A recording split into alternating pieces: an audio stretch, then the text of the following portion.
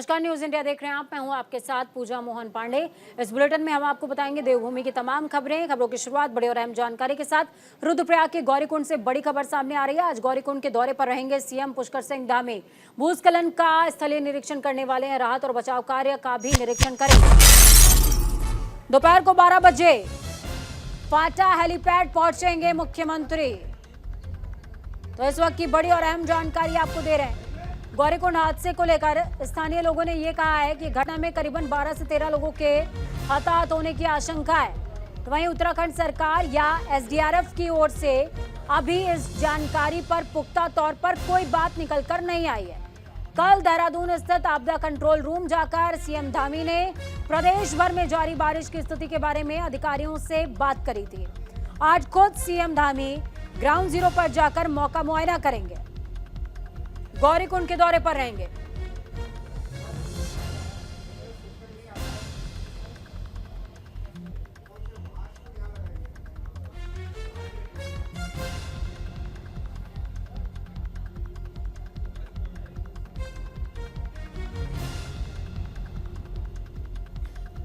तो आज गौरीकुंड के दौरे पर रहेंगे मुख्यमंत्री पुष्कर सिंह धामी, स्थलीय निरीक्षण करने वाले हैं।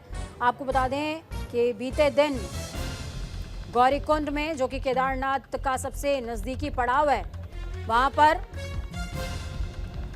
लैंडस्लाइड की घटना देखने को मिली थी, जिसके बाद से लोगों के हताहत होने की खबर सामने आ रही थी। एसडीआरएफ और एनडीआरएफ ग्राउंड जीरो पर मौजूद। चूंकि बारिश लगातार चल रही थी, इस वजह से रेस्क्यू ऑपरेशन में देरी भी हो रही थी और दिक्कतें भी आ रही थी।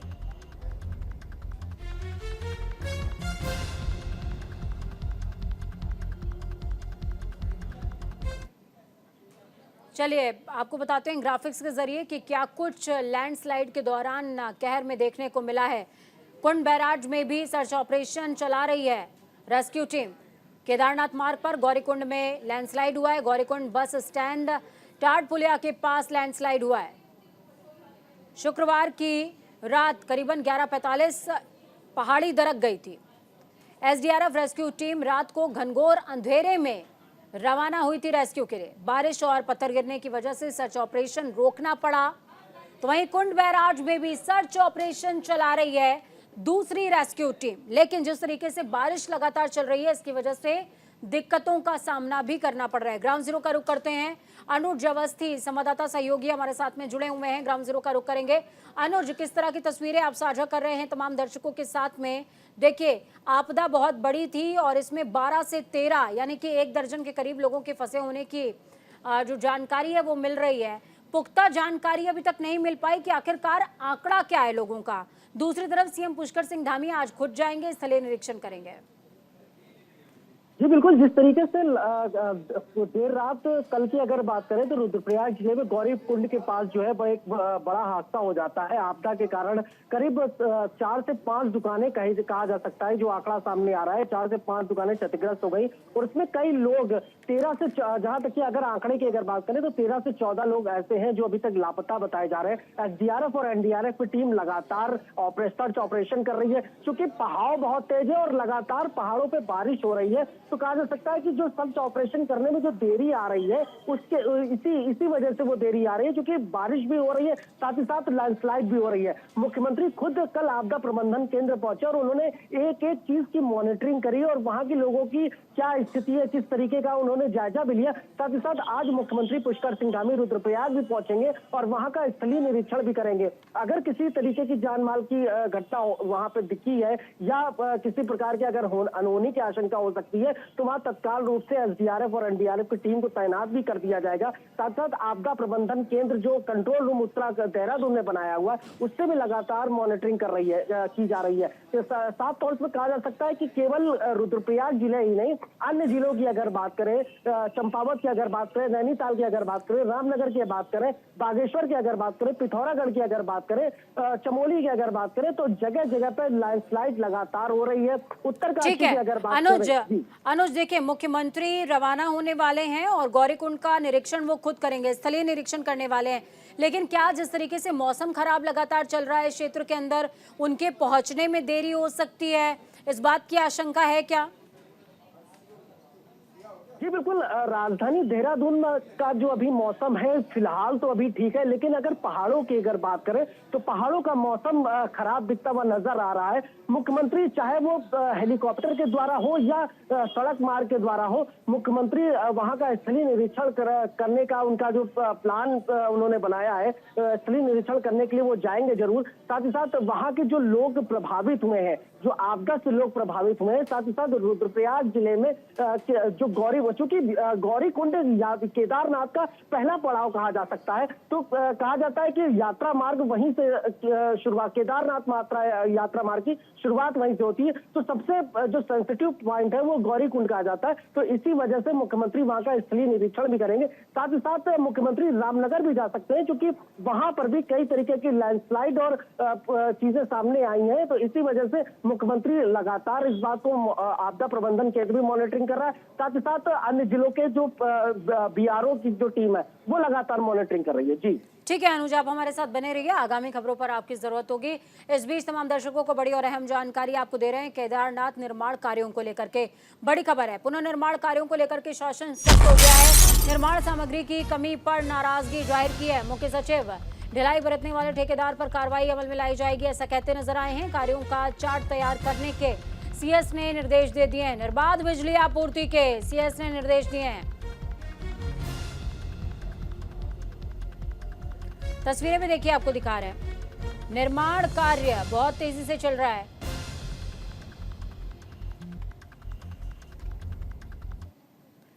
तो ग्राफिक्स के जरिए आपको बताते हैं कि किस तरीके से केदारनाथ पुनर्निर्माण कार्यों में ढिलाई बरती जा रही है। निर्माण सामग्री की कमी पर मुख्य सचिव नाराज नजर आ रहे हैं। कार्यों में अगर ढिलाई बरती गई तो ठेकेदार की खैर नहीं। आरोप लगा है ठेकेदार पर कार्रवाई शासन करेगा। निर्माण सामग्री बढ़ाने के निर्देश दिए गए हैं। तो वहीं निर्माण कार्यों में कुशल श्रमिक लगाने के भी निर्देश दिए गए हैं। ये तस्वीरें आपको दिखा रहे हैं, ये लाइव तस्वीरें हैं जिसमें आप देख पाएंगे कि किस तरीके से, माफ कीजिएगा, अपडेट तस्वीरें हैं जिसमें आप देख पाएंगे कि किस तरीके से क्षेत्र में निर्माण कार्य बहुत ही तेज गति से चल रहा है। लेकिन चूंकि ठेकेदारों की कुछ गलतियां सामने आ रही हैं निर्माण कार्यों को लेकर के, निर्माण सामग्री की कमी होने पर बता नहीं रहे हैं, खराब क्वालिटी की सामग्री इस्तेमाल की जा रही है, तो इस पर अधिकारियों की तरफ से नाराजगी भी व्यक्त की गई है। चलिए ग्राउंड जीरो का रुख करते हैं। अनुज अवस्थी जुड़े हुए हमारे साथ में हैं।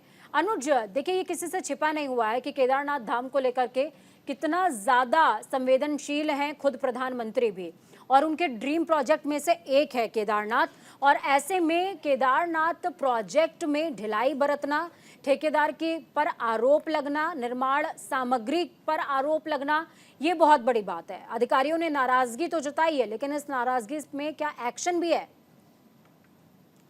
जी बिल्कुल, केदारनाथ पुनर्निर्माण जिस तरीके से प्रधानमंत्री नरेंद्र मोदी का ड्रीम प्रोजेक्ट कहा जा सकता है, और प्रधानमंत्री और पीएमओ की निगाहें लगातार उस प्रोजेक्ट पे हैं और लगातार उसकी मॉनिटरिंग भी होती है। मुख्य सचिव, उत्तराखंड के मुख्य सचिव भी लगातार उस चीज को मॉनिटरिंग कर रहे हैं। या अगर बात करें, मुख्यमंत्री पुष्कर सिंह धामी भी कई बार जाकर के केदारनाथ जाकर के पुनर्निर्माण क्षेत्र की मॉनिटरिंग भी कर रहे हैं। तो कहा जा सकता है कि एक बड़ी लापरवाही देखने को सामने आई है। जब मुख्य सचिव, उत्तराखंड के मुख्य सचिव ने बैठक ली और बैठक में इस तरीके की चीजें सामने आई, क्योंकि ठेकेदार द्वारा जो निर्माण सामग्री है उस पर लापरवाही बरतने की घटनाएं सामने आई, तो कहा जा सकता है मुख्य सचिव ने सख्त निर्देश दिए कि अगर किसी प्रकार की अगर कोई लापरवाही उसमें दिखती है तो उसके तत्काल रूप से उसको एक्शन किया जाएगा। ये जो कार्यदायी संस्था जो वहां का पुनर्निर्माण कार्य कर रही है या पुनर्निर्माण कार्य देख रही है, उसको ब्लैकलिस्टेड किया जा सकता है। तो एक बड़ी घटना जो कि सामने आई है, लगातार मुख्यमंत्री हो या पीएमओ कार्यालय हो या प्रधानमंत्री का चूंकि ड्रीम प्रोजेक्ट है, तो लगातार केदारनाथ निर्माण की मॉनिटरिंग की जा रही है। वहीं अगर बात करें बद्रीनाथ केदार निर्माण की, तो वहां पर भी काम की शुरुआत हो चुकी है कहा जा सकता है। तो जिस तरीके से प्रधानमंत्री का ड्रीम प्रोजेक्ट है, चाहे वो केदारनाथ हो या बद्रीनाथ हो, दोनों जगहों पे काम की शुरुआत हो चुकी है। साथ ही साथ अगर बात करें जिस तरीके से निर्माण एजेंसी है, तो उसको लेकर के मुख्य सचिव ने साफ तौर से फटकार लगाई है कि अगर इस तरीके की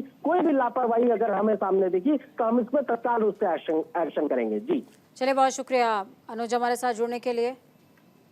इस खबर पर ज्यादा जानकारी के लिए आगामी खबरों पर आपकी जरूरत होगी, हमारे साथ बने रहिए।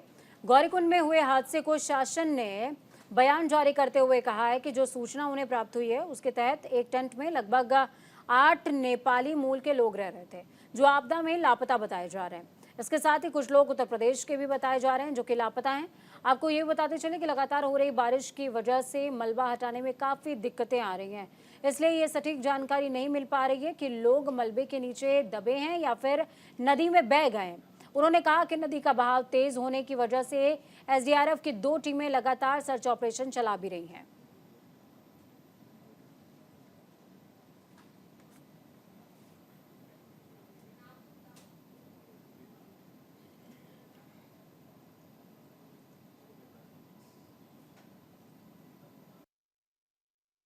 जितनी हमारे पास सूचना लोकल से प्राप्त हुई है उसके अनुसार उस टेंट में जो दुकान के पास था वहाँ 8-9 नेपाली जनरली रहते थे।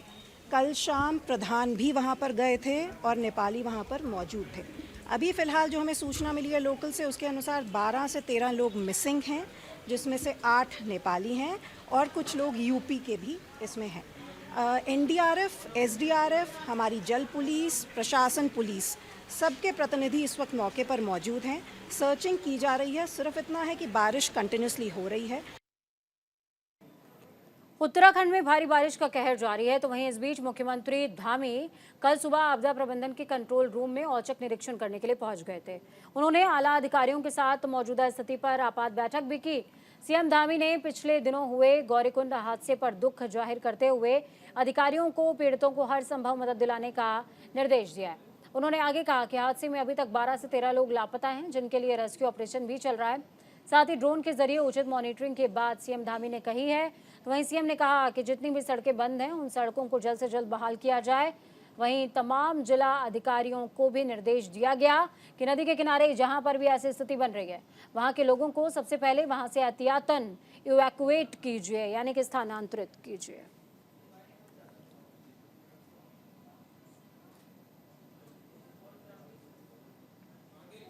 देहरादून में मुख्यमंत्री पुष्कर सिंह धामी की अध्यक्षता में सचिवालय में राज्य वन्य जीव बोर्ड की बैठक हुई, जिसमें वन विभाग की ओर से वन क्षेत्र में चलाई जा रही योजनाओं की जानकारी मुख्यमंत्री को दी गई है। इस दौरान बैठक में राज्य के विकास के लिए कई महत्वपूर्ण प्रस्तावों पर भी मुहर लगी है। तो वहीं वन मंत्री सुबोध उनियाल गामा ने कहा कि बैठक में इकोलॉजी और इकोनॉमी को देखते हुए कैसे वाइल्ड लाइफ टूरिज्म को बढ़ाया जा सकता है, इसके लिए अधिकारियों को दिशा निर्देश दिए जा रहे हैं। उन्होंने ये भी कहा कि राज्य में वन विभाग की ओर से मिशन लोमड़ी शुरू किया जा रहा है, जिसमें स्वरों की संख्या को कंट्रोल करने के लिए उनसे होने वाले नुकसान को कम किया जा सकता है।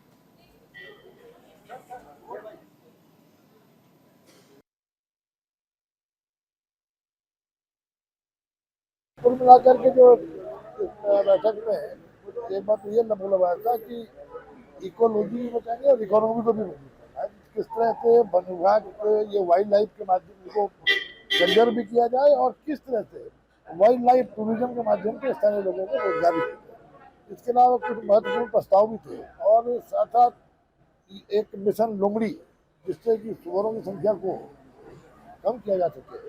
कुल मिलाकर आपको बता दें कि राज्य के अंदर, चूंकि सभी जानते हैं कि देवभूमि उत्तराखंड में वन्य क्षेत्र की अधिकता है, ऐसे में वाइल्ड लाइफ पर्यटन को बढ़ावा देने के लिहाज से बैठक में कई प्रस्तावों पर मुहर लगी है।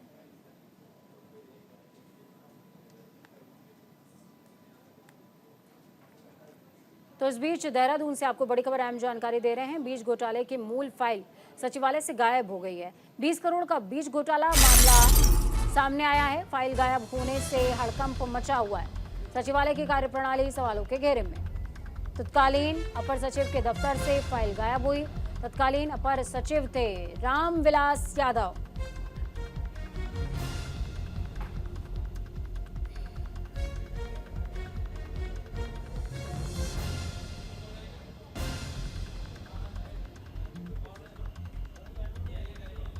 तत्कालीन अपर सचिव के दफ्तर से गायब हुई है फाइल। तत्कालीन अपर सचिव थे रामविलास यादव। तो देहरादून से बड़ी और अहम जानकारी आपको दे रहे हैं। बीज घोटाले की मूल फाइल सचिवालय से गायब हो गई है। 20 करोड़ का बीज घोटाले की फाइल गायब हुई है। ग्राउंड जीरो का रुख करते हैं, संवाददाता सहयोगी जुड़े हुए हैं हमारे साथ में, अनुज अवस्थी। अनुज, जिस तरीके का ये घोटाला देखने को मिला, इसके बाद फाइल का गायब हो जाना रामविलास यादव के लिए मुसीबत खड़ी कर सकता है।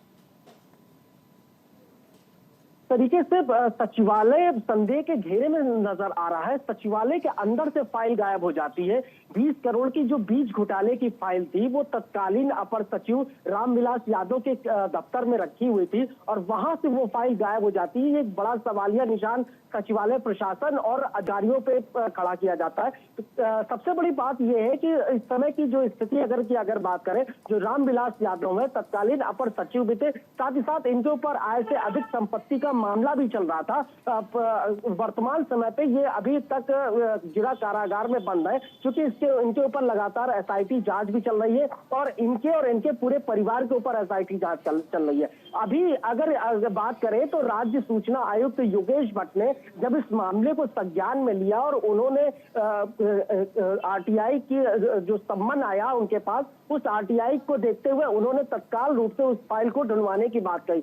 जब वो फाइल सचिवालय में मिली नहीं और 1 महीने का इंतजार किया गया, उसके बाद तत्कालीन जो इस समय प्रेजेंट टाइम पे अगर बात करें राज्य सूचना आयुक्त योगेश भट्ट, उन्होंने तत्काल रूप से एसएसपी को निर्देश दिए हैं कि इस पे एफआईआर तुरंत एफआईआर दर्ज करी जाए। साथ ही साथ एसआईटी जांच की भी बात करी गई है, क्योंकि 20 करोड़ के घोटाले की फाइल है, बीज घोटाले की फाइल है, तो कहा जा सकता है इसमें कई ऐसे सफेद पोस्ट नेता हो या अधिकारी हो जिसमें सम्मिलित होने की बात सामने भी आ रही है। लगातार चाहे बीजेपी हो कांग्रेस हो, एक दूसरे के ऊपर आरोप प्रत्यारोप कर रही है, लेकिन ये संदेह के घेरे में जरूर आ रहा है कि सचिवालय से फाइल गायब हो जाना, क्योंकि ये बड़ी बात। अनुज, क्या यहाँ पर रामविलास यादव की धरपकड़ के लिए किसी तरह की कोई योजना अभी तक तैयार की गई है या उन्होंने सरेंडर किया है, उनसे पूछताछ चल रही है, इस तरह की कोई अपडेट है?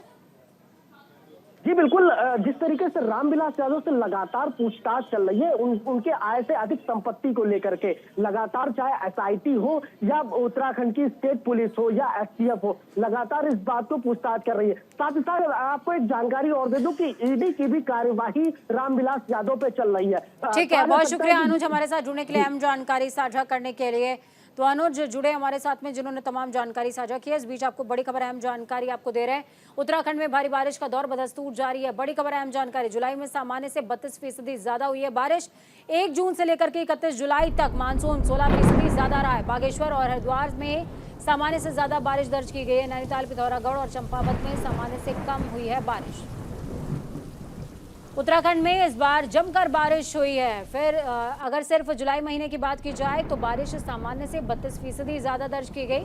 मौसम विज्ञानी रोहित थपलियाल ने बताया कि उत्तराखंड में 1 जून से लेकर के 31 जुलाई तक मानसून 16% ज्यादा मेहरबान रहा है, जबकि आने वाले दिनों में भी मानसून के सामान्य रहने की संभावना है। अगले कुछ दिनों की अगर बात की जाए तो मानसून की एक्टिविटी बढ़ेगी, जिससे राज्य के ज्यादातर जिलों में हल्की से मध्यम बारिश होने के आसार हैं। ये जो मानसून है ये प्लस माइनस जब 19% लेते हैं तो उसके बीच में जो नॉर्मल कहते हैं, तो अभी नॉर्मल रहा है। तो अभी आगे भी जो है सामान्य के आसपास ही लग रहा है मानसून रहेगा। और अभी बारिश की बात करें इमीडिएट जो 3-4 दिन है, तो अभी जो है उत्तराखंड में जो है पिछले 3-4 दिनों में देखेंगे तो बारिश कम रही है, लेकिन अभी थोड़ी बारिश की एक्टिविटी बढ़ेगी। हरिद्वार में यूपीसीएल के अधिकारियों के खिलाफ धरना देने के बाद स्वराज सेवा दल का कार्यकर्ता पानी की टंकी पर चढ़ गया। ज्वालापुर कोतवाली क्षेत्र के न्यू हरिद्वार कॉलोनी स्थित टंकी पर चढ़ने की सूचना पर पुलिस महकमे में हड़कंप मचा हुआ है और अधिकारी मौके से रफू चक्कर मौके पर पहुंच गए हैं। स्वराज सेवा दल कार्यकर्ताओं ने मौके पर काफी नारेबाजी करते हुए हंगामा काटा। स्वराज सेवा दल के प्रदेश अध्यक्ष रमेश जोशी का कहना कि यूपीसीएल में तमाम अनियमितताओं और जनता के शोषण को लेकर सुपरिटेंडेंट इंजीनियर के कार्यालय पर आज धरना दिया जा रहा था, लेकिन पहले से सूचना देने के बावजूद भी सुपरिटेंडेंट इंजीनियर मौके से नदारत नजर आए, जिससे नाराज होकर कार्यकर्ता पानी की टंकी पर चढ़ गया और हमारी मांग है कि सुपरिटेंडेंट इंजीनियर को तुरंत निलंबित किया जाए, इस बात को दोहराने लगा।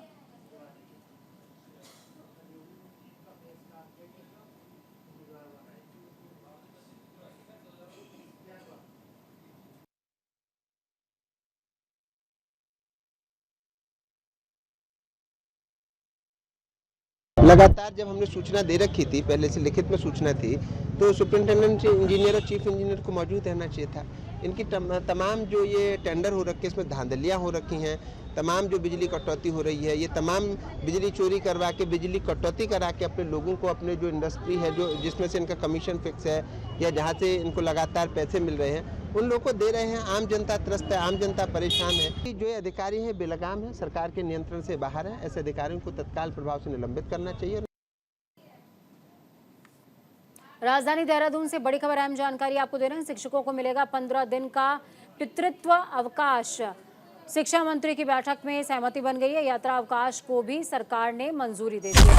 बैठक में शिक्षकों ने कई मांगों को प्रमुखता से उठाया था।